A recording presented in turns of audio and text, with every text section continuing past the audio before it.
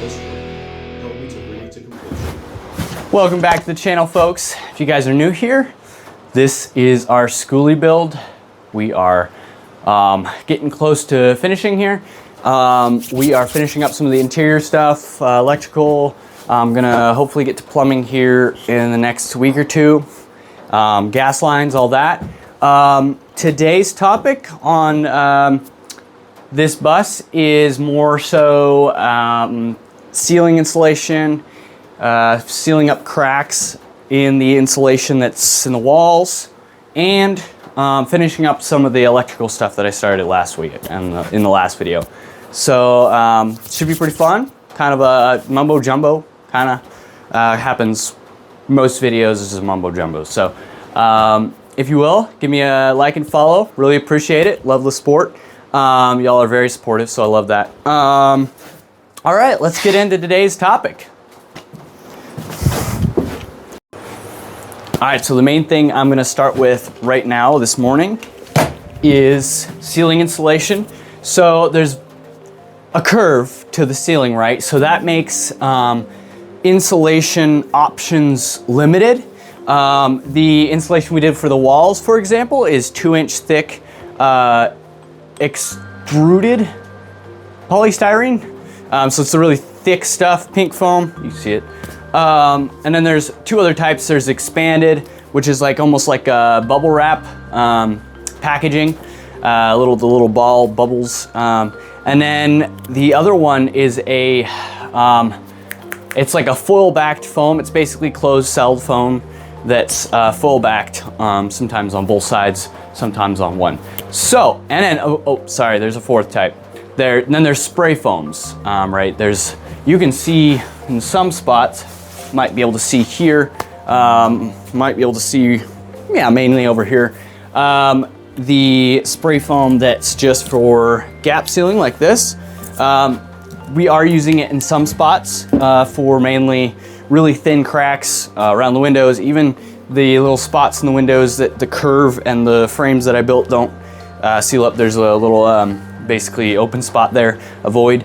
So anyway, you have like 4 or 5 types, and then there's like the wide closed cell spray foam that this kind of comes out of a nozzle in like a little spot, and you have to have it really close. There's other types that like spray on, like you're literally like that far with the nozzle, and you know, spray and it expands.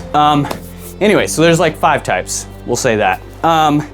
We are going with various types. We are using at least 3 or 4 of those types in this bus.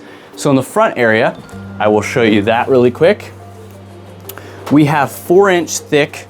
This is board version of the closed cell foam that is foil covered. So that's reflective, and then this has the most dense R value per inch. So there's a chart right here. I don't know if you can see it. I'll get it in focus here. So this is the same stuff. We're using it for the ceiling, but it's only 1/2 inch thick. So with 1/2 inch thick, you get 3.2 R value. So 6 for 1 inch. So for example, this 2-inch pink foam is 10. So it's slightly better, this stuff, the foil backed. Whether that's the foil helping or not, but I think it's mostly the foam. Anyway, all that to say, we're using that. We're using the other spray foam, and then we might even use the type that sprays on in like a wide pattern eventually to fill in any extra gaps. So for this ceiling, 1/2 inch foam board, which I have right here, you can see it has one side where it has like the information. The other side is foil faced. Yeah, they're both foil faced. So it doesn't matter which side you put it, it's gonna react the same way. This is for above grade, whereas this can be used under and below grade. It's waterproof. It's like not gonna mold. It's not gonna like basically like rot. This stuff is less. It has less compressive strength, so you can't really put it underneath something where you might have like a lot of weight. Like the floor, we had to use this stuff. So anyway, this stuff, because it's 1/2 inch, it bends well. pretty well. And so what I've been doing, I've been going down and I measure to these slots because I have these weird rails that go and kind of like are almost like a fire block, but I don't think that's what it was. They're just metal supports. Is all there for. So anyway, I cut to the size and then I just push it in and then it bends pretty well. So I'm gonna show you guys cutting and then, oops, some reminders going off. I'll cut it, I'll show you how many sheets I got. I'll cut it and then I'll slip it in for you guys and show you what that looks like. And there will be multiple layers of this, at least 2. I can fit probably 2 and then maybe 3 because these metal rails are like just over an inch, maybe 1.25 to 1.5 inches. But I don't think I'll be able to fit 3 half-inch layers between here and there. So later on I might have to come in here and put just between these rows of wood some more if I feel like I need more, but we'll have an R value of 6 just with the 2 half-inch pieces. Okay, so I have a bunch of sheets here. I got, I think, 11 just in one haul just to see. I think that it'll cover at least 1 layer of everything, maybe a couple extra in a couple bays. But anyway, so I know that I need a 26-inch wide piece. So I go there, I just measure to the side of this, and I'm using a little drywall square, and I score at least one side. And this is pretty similar to drywall if you're familiar with that. All right, so all I have to really do is score the little foil, and then it'll break at that point. And then what you wanna do is you wanna get your knife in there again and score the back, cut the back completely. Now your blade will, with a half-inch sheet, go completely through here. So depending on if you want to score the back part so you have that same measurement, I was using that. I was cutting through one and then I would cut the next one to have a same width of board so that I could, because there's like 2 size bays, so you just make a bunch of one size and then you use up those and then you do the next size so you're not like doing too many of one size. Anyway, so we have our first size and then I'll get my next size, which I have not gotten yet, so I'm gonna measure it and then I'll cut it and then I'll show you getting it in there. All right, so I have my piece. So there is a little lip here that sometimes it's hard to get past because I like to fit it in pretty tight. So what I'm gonna do is I'm gonna pass it from this way down and just let it kind of bend, go in there.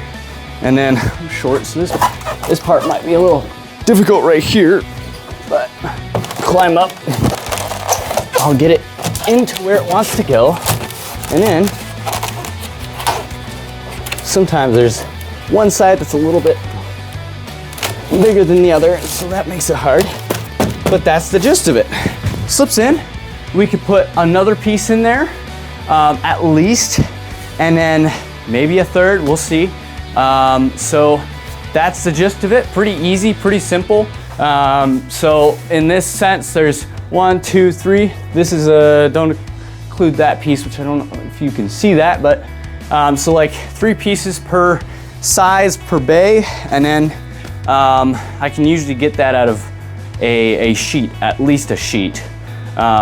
Goes 1 bay, sometimes more. So this is the way we decided to do it because it's cheap, actually pretty cheap compared to the spray foam, closed cell foam. And then we'll use that as just covering these gaps.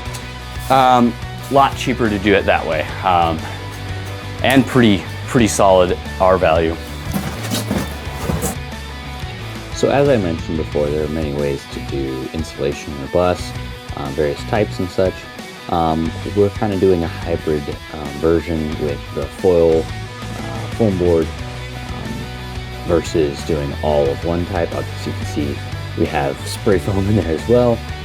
And we're also going to be using that wet spray foam, as I mentioned, to fill any gaps that there may be, especially along the hat channels where there's exposed metal.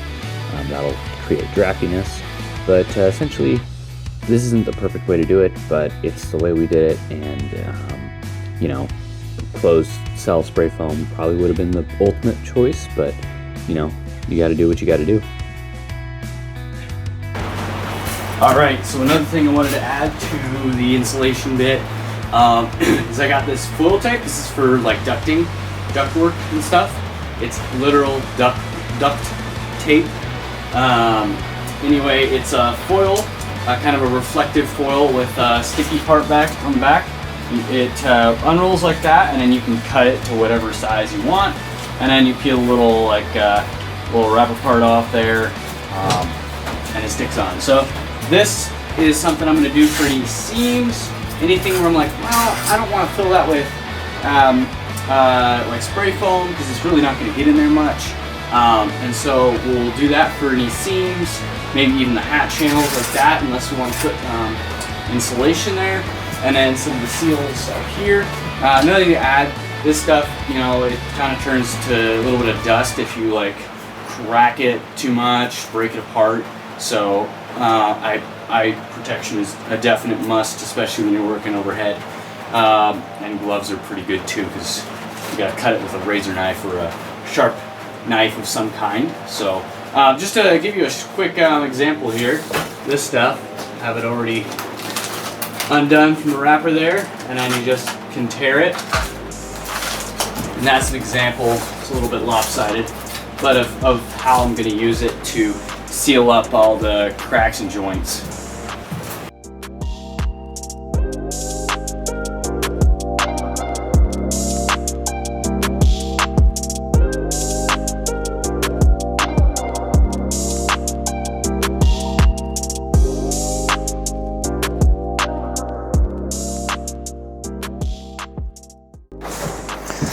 Okay, little change of pace right now.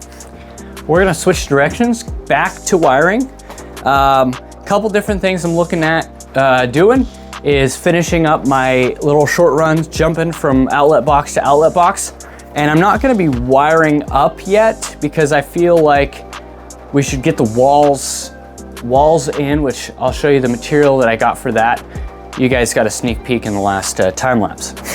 Anyway, so now I've gone around, I've labeled everything. Now I will have labels in the box here too, so that I can see and I know, oh, this is power in, this is power out for those switches. Obviously it's relevant mostly for the switches because you need to know what's power in so you can take that power and go to the next switch and then jump to the next switch. Switches are different than outlets as far as wiring goes. All right, so I wanted to show off some tools here. I've got some basic electrical wire snippers, cutters, strippers, all that. You can also put them in there, and twist wire for putting on the outlets for the screws. This is a auto stripping wire stripper. You basically set it in there and it looks a little funky, and it operates kind of funky, but what it basically does is what this does. I can obviously cut, so snip off the end, and then what I have to do is look here and know, okay, that's 14 gauge, no, actually that's 12 gauge wire here. But anyway, that's basically it. You close around it, snip it, and then pull it off. So that's the basic version. Now with the auto working ones, all you should have to do is set it in there like this, line it up, pull it, and it takes it off for you. You have a little adjuster right here for smaller and bigger wire. I can do 10 gauge to 24 gauge, which is pretty crazy. And then right here, you can set your depth of how, basically you just set it to there, that little plastic tab, and it'll pull back a ½ inch off, or you can set it to more or less. So, okay, another thing I'm looking at right now is my box, my RV inlet for power. This is a 50 amp inlet. It is for a generator style. Hang on, I gotta do this number. So that's a generator plug. It goes in and it twists and it seals up pretty tight. Typically it's a different pronged I can show you the end of the other cord maybe, and that'll give you an idea of what it'll look like for a regular, or 30 or 50 amp. So basically for wiring this up, these are just for an indicator light to show it's on or has power. Obviously the green wires are ground. And then all of these, I will have to look at the instructions, but it says red, white, black, and then green. And I have a 6-gauge wire for all of this to send this straight into the power panel to supply power to the whole house.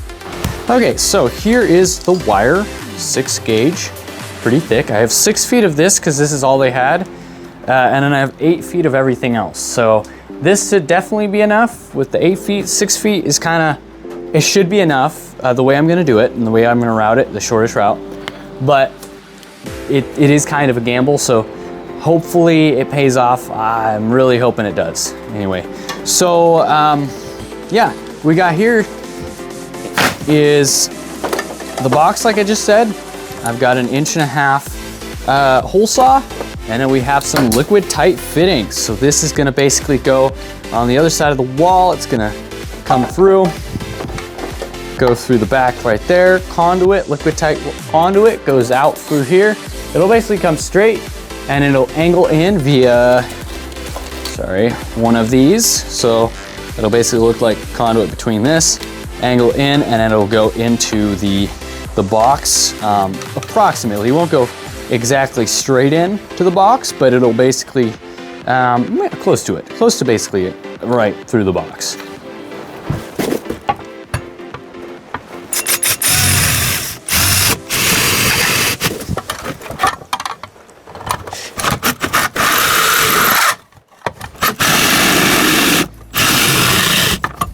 A little more on this side. All right, we're through.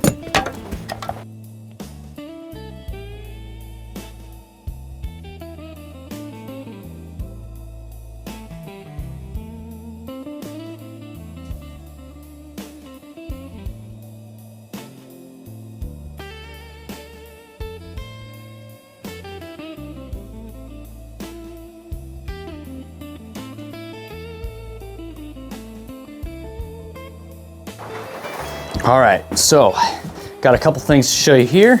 They're all tied together. They are wired into our outlet. You can see we have our, I believe it's red, black, white, or black, red, white maybe, and then the ground is on the side here on this specific one. And you can see you have a ground to the frame post frame on here, and then a ground, a little light wires right there. And it obviously hooks up to the ground. These is more just a precautionary ground. This ground's gonna go all the way back to a better grounding source. Red, black, green, white, all 4 wires connected up. Pretty easy to install it. They had really great instructions with photos, and they even say on there where to put it. So this is all hooked up and ready to get plugged in to the breaker panel once I get a hole through the skirting of the bus, and then conduit hooked up from there to the, the other thing. So should be pretty good. Now I can disconnect this front face and connect this back face, which is probably what I'm gonna do. Pretty easy to do that. So we'll do it tomorrow. Okay, so let's talk after we get all the stuff in the walls, what we're gonna do with the walls and the ceiling. So behind me is a sheet of 1/8 inch or 2.7 millimeter plywood. Pretty nice looking plywood, honestly. And I will tell you, Home Depot, it was like 17 something a sheet for this 1/8 inch plywood. And for 1/4 inch or 5 millimeter plywood, it was like in the $23 range. So honestly, not much more for twice the thickness, basically. And durability, because this stuff bends really easy, breaks really easy. You can score it with a knife and break it, like clean cut, pretty much. You have to score both sides if you want a really pretty nice cut. But very thin, Anyway, I think it's literally 2 layers because you see that looks a little bit different than that does. Might be 3. Anyway, so this stuff we were thinking about using for the ceiling, and then the 1/4 inch, which I'll show you behind me, or in front of me, behind you guys, excuse me, will be used for the walls. Very pretty as well. Still flexes a good amount. Let's see if I can get it out for you guys. And enough that I can kind of bend it, you know, even a little bit of bend that way, but definitely not as much. Now, if I were to try to put this up right now, it would not do well because it's a little long, but we're thinking this stuff for the walls. It's pretty solid. You push on it, you're not gonna feel it flex. That stuff you will, and even some of the other paneling types that like Home Depot or other hardware stores have, those will flex. This is less likely to, and it's actually pretty cheap. The 1/2 inch sand A plywood is about 50 bucks a sheet, and that's expensive. It's really expensive. So this stuff will be a cheap, very nice looking way to sheet out the inside of the bus and do it quickly, really. And then we'll put trim pieces to make it look really nice, all of that. So all in all, happy to find this stuff and get it planned out. And here we go with wiring. We are just jumping wires from one box to the next, and they're all just daisy chained together essentially. We'll come back later and we'll do the wiring and splicing and all those things, all those fun little detail work later on, as well as adding in also the actual outlets. But for now, the basic work is just daisy chaining so that at least we can get the walls closed up as soon as possible.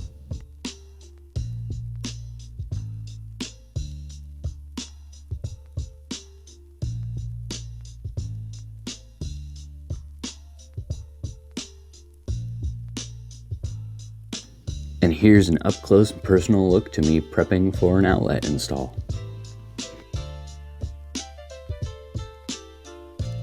One of the fun things of routing wires and doing all this wiring stuff is it's not very traditional.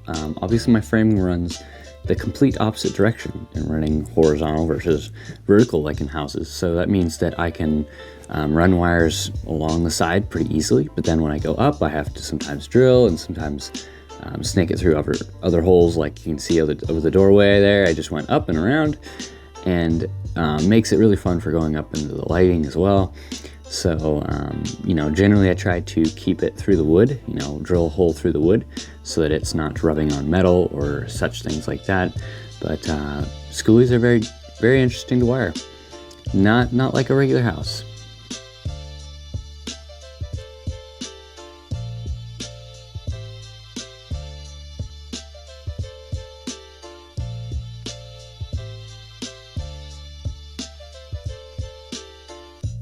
Okay, I want to spare you guys. I'm going to say something about sparing them the sight of the circle here.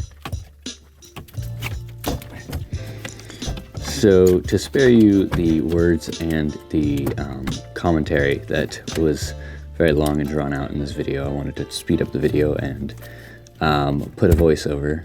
This is me just trying to get all the wires put in the back. I pulled it back through. I had to fish a small wire through the liquid tight fittings and then tie it to the big wires and pull it through with some WD-40 to make sure it slides through better. That was very fun. But now I have it all done, so I'm connecting the box up secure, and then I'll just show you guys inside the panel there and how I end up getting that all done.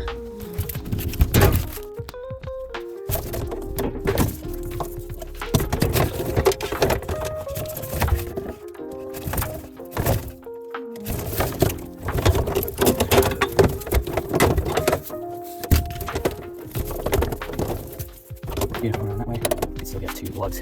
So I think we're good.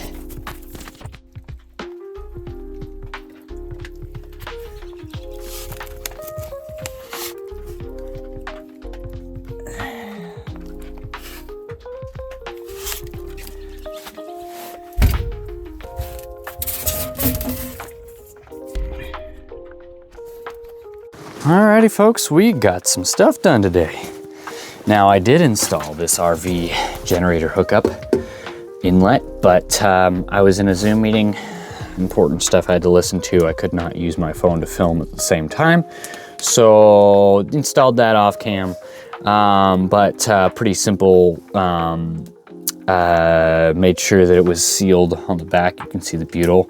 So all of the areas that there's an entrance or that electrical passes through, all sealed up, and it goes through liquid tight down and then angles into there. I'll show you guys the liquid tight underneath here. Whoop. So, oh, gotta get over that. All right, up there. All right, gotta cover all the bases. So, anyway, power coming in, comes into the box via 4 cables, ground, red, white, and black. I have them all connected. This is the white return bar, black on this side, red on this side, main off and on, right there. And then we have all of our breakers. Now we have some breakers that are gonna be used sooner than later. We have a 20, 20, 20, a 20, 20, and then 15, 15, 15. So we'll just say kitchen circuit 1, kitchen circuit 2, bathroom circuit, and then it'll be like outdoor outlets and mini split. And then we'll say lights, front outlets, and then bedroom outlets. So that's all we're putting. We have space for 4 more if we should choose, but that's kind of all we need, really, I think. And then I do have everything labeled. 20 amp is red, 15 amp is blue, and my wife so delicately and very nicely labeled it for me, so that I can hook it up. Our first circuit is hooked up here. We have black onto our breaker. White is on the white bar. You can see it's connected to the white, and then obviously ground. So, all right, and that concludes our panel overview, little what we've done so far. You know, in, boom, boom, out, and then this is some liquid tight conduit that's gonna get sent to the back and up for the mini split and for some outdoor outlets. Let's go inside. Okay, let's go over what we got done here. We got wiring to every outlet box. We got the panel, at least power to the panel. We got that RV inlet hooked up and in place. We have, boom, boom, 1 circuit connected. I'm waiting for inspections and all that to get power to it and, you know, test it out and all that. And then we have some outlets connected, but not all. Obviously we have light switches wired in where they're gonna be. We have wires to the light switches, but I'm waiting on the rest of the insulation to run that ceiling wiring for the overhead lighting. Another fun thing is I got some hidden pathways for HDMI cords and stuff. This is kind of going to be the entertainment zone. TV, probably like the DVD player or Xbox or whatever over here. I have a couple things. I have some 14-2 wire, just randomly I put it in there because thought it might be good. We have some, I think it's like an optical cable for sound. Just had it, so I threw it in there. 2 HDMI cords, one for audio system, because my audio system that I have connects to HDMI ARC. And then it's a little short, but we do have a aux cord. So that comes through this tube, comes out the top here. This top outlet is for the TV, so it should be hidden, should be nice and hidden. Let's show you the back. Okay, lots of things to take in here. First of all, we've got insulation here. This is the rest, hopefully, for any wall spots and ceiling spots. Here, we got a test sheet of some 1/4-inch plywood. This is what we're hoping to use, and it should be great for the walls. We will either paint it or stain it. We haven't decided, and we have different locations around the bus that'll be kind of different themed, so will depend per room probably. And then going down this way, you can see at the back here, we have another panel up here. This is 1/8 inch. We might use this for the ceiling because it curves really well, molds to a shape. So this stuff probably will be used for that. I just had to put it somewhere. Let's see, we went over lighting, we went over switches, we got all these wire stubs out of boxes, all of the outlet boxes in. Now we have 6 outlets up front, I believe 7 back here, including one inside the closet. So if we want inside closet lighting or anything, we're good there. And that's about it. Just a lot of wiring and detail work, and it's kind of how it is sometimes. I did get some stuff for plumbing, but that is another video, so stay tuned.